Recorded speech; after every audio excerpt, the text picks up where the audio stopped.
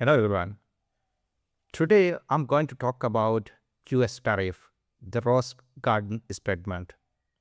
So it is the hot topic today, and actually most of the countries think in the different ways.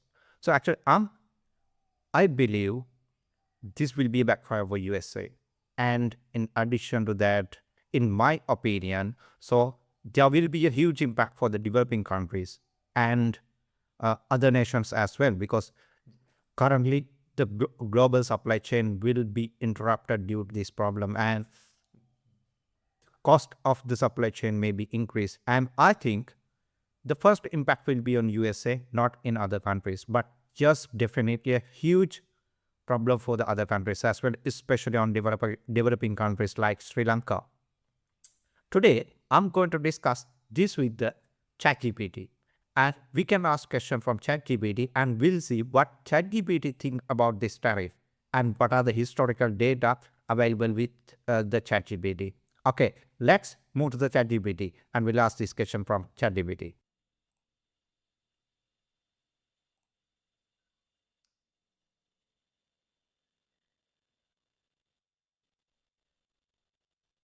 Hello. Hey there, how's it going? Yeah, I'm doing good. So today, I want to discuss with you about US tariff imposed by Donald Trump. What do you think on it? Trump's tariffs were primarily aimed at addressing trade imbalances and protecting domestic industries. Supporters argued they helped U.S. manufacturers by making imported goods more expensive, encouraging consumers to buy American products. However, critics pointed out that these tariffs often led to higher costs for consumers and strained relationships with trade partners. The overall impact is still debated, as some industries benefited while others faced challenges from retaliatory tariffs. It's definitely a complex topic. What aspect are you most interested in?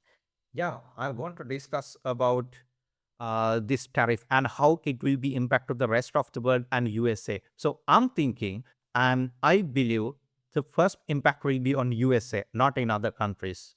So what do you think? That's a fair point. The immediate impact of tariffs is often felt domestically. For the U.S., tariffs can raise the cost of imported goods, which can lead to higher prices for consumers and businesses. That can cause inflationary pressures and disrupt supply chains. In the longer term, U.S. companies might benefit from less foreign competition, but they could also face higher costs for raw materials and parts. This can make them less competitive globally. For the rest of the world, for the rest of the world, For the rest of the world, countries affected by the tariffs might retaliate with their own tariffs, creating a trade war scenario. That can hurt global trade and economic growth. Some countries might seek new trade agreements or shift their supply chains to reduce dependency on the US. So you're right. While the initial shock is felt domestically, the ripple effects can be significant globally. It's a balancing act with wide-reaching consequences. Yeah, I agree with your point. And actually, do you have any historical examples? As I know, actually, in 1930, and there was a big economic crisis, and because of similar kind of situation, I don't remember exactly what tariff it was. And do you have any information on it? The tariff you're thinking of is the Smoot-Hawley Tariff Act of 1930. Yes, exactly. It's significant.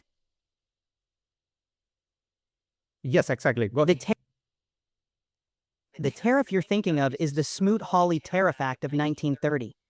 It significantly raised U.S. import duties on thousands of goods, aiming to protect American farmers and industries.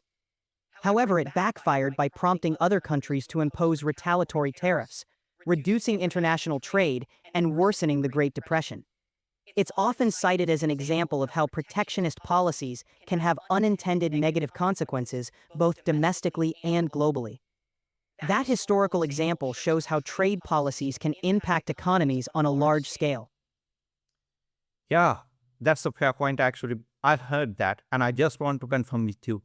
So the next point actually I was going to ask. So the countries like Sri Lanka, and they have imposed, I think Sri Lanka were imposed around 44% tax rate.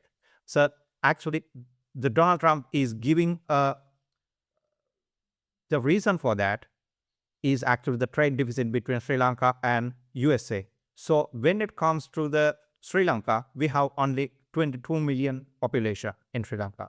But when it comes to the USA, so they have a 340 million population. So do you think is this a fair point to bring for the new tariff? That's a great question. When comparing trade relationships between countries with vastly different population sizes and economies, it's important to consider the broader context. The U.S. might view trade deficits as a reason to impose tariffs, aiming to protect certain industries or reduce the deficit. However, for a smaller country like Sri Lanka, high tariffs can disproportionately impact their exports and economy. So, whether it's fair or not depends on perspectives. The US may argue it's about leveling the playing field, while Sri Lanka might see it as an unnecessary burden that hampers economic growth. It's a complex issue that needs to balance economic realities, political considerations, and the long-term impact on both countries. Yeah, exactly. So the next point actually, if we think about, for definitely we can't level the trade. For example, the Sri Lanka GDP is around 18 billion and we export around 3 billion worth goods for USA. So, and we import only around 350 to 400 million worth goods to the Sri Lanka. The problem is actually we can't match that level because we don't have such a large market. So I think there will be a huge and massive impact for the Sri Lankan economy as well. And but America will lose the quality of product, and we have developed the best product for the USA, and we had an affordable price. Now they will lose that affordability with the other country because no one will provide the same as us, like Sri Lanka. So what do you think? You've raised a really important point. Smaller economies like Sri Lanka can be disproportionately affected by such trade policies because they don't have the same leverage or market size to negotiate on equal terms. Losing access to the U.S. market or facing higher tariffs can be a major blow to export-driven industries, impacting jobs and economic growth in Sri Lanka. For the U.S., losing access to high-quality, affordable products from countries like Sri Lanka can increase costs for consumers and reduce the variety and quality of goods available. Over time, that can hurt both economies, creating a lose-lose situation. So it's definitely a complex issue. Balancing trade policies to protect domestic interests while maintaining good trade relationships and ensuring affordable goods is a delicate balancing act. Okay, when it comes to the trade deficit, I think the best way to cross that deficit is and diversification of our market and producing more products and exporting into the different countries and finding new markets. I think that's the best way. Do you have any examples that any countries has imposed this kind of tariff for their trade deficit? And do you see any examples previously on historical? Yes, there are examples of countries that have tackled trade deficits by diversifying their markets and products, rather than relying solely on tariffs. For instance, after facing trade barriers, South Korea focused on diversifying its export markets Sorry. and investing. Hey, sorry, my question is different. So actually, that's the solution. That's what I'm saying. But so, do you have any example of the country which has imposed tariff and closed the trade deficit? Do you have any example for the tax imposed and close the gap? Got it.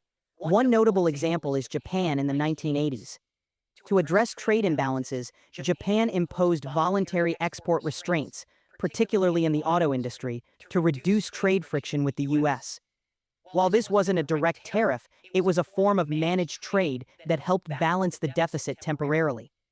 However, the long-term solution came from Japan diversifying its economy, focusing on technology and investing abroad. Another example is China, which has used tariffs and import substitution policies in the past. While these helped develop domestic industries, China ultimately reduced its trade deficit by becoming a global manufacturing powerhouse and expanding its markets worldwide. These examples show that while tariffs can offer short-term relief, long-term success often comes from diversification, innovation, and finding new markets. Yeah, great. I think it's a great discussion. And one last question. So, what do you think what the countries like Sri Lanka or the developing countries should do at the moment as an immediate action to address this point? I know the first one will be we have to change our tariff and we have to discuss with the USA and go for negotiation, and that's the first step. And other than that, what we can do at the moment as an immediate or short-term plan? Beyond negotiating with the US and adjusting tariffs, developing countries like Sri Lanka can take a few immediate actions. 1. Strengthen regional trade. Focus on building stronger trade relationships within the region. By diversifying export destinations, you reduce dependency on any single market. Enhance competitiveness. Invest in improving the quality and competitiveness of local products. This can make them more attractive in a variety of markets, not just the US. Leverage trade agreements.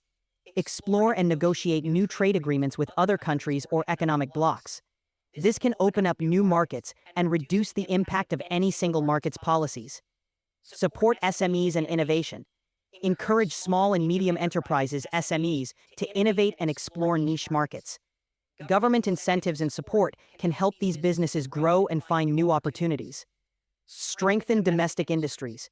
Develop key domestic industries to reduce reliance on imports. This can help balance trade by reducing the import bill. By taking these steps, countries like Sri Lanka can build a more resilient economy and reduce the vulnerability to external trade shocks. Okay, got it. But I'm not happy with your answer because those are actually the long-term strategies. The finding new market is not a simple thing, and that takes time. And we have to do the necessary changes on our infrastructure. It may be our products quality, and it may be sometimes they might need the specific certifications of kind of things. So I am not 100% agree with your point because those are not the short-term plans, and those are actually the really worth options for the long term. And in the long run, we can test those strategies and we can start immediately. But I don't think the result will be on the immediately. So I think that may take at least 1 to 3 years time period to achieve those kind of things. So, however, thanks for your opinions and highly appreciate it. Bye. Okay. Actually, I think it was a great discussion with ChatGPT, and because he has a lot of historical data and the analytical data, and I just want to understand what I was thinking is correct. I think I'm a little bit okay with my opinion, and I think the first backfire for America, and it is not for the other countries like Sri Lanka or any other countries. Yes, there will be a huge impact to the countries like Sri Lanka or any other developing countries, but there will be a huge backfire on USA as well. So we'll see what will happen. Yeah. Bye for now, and we'll meet on another new video.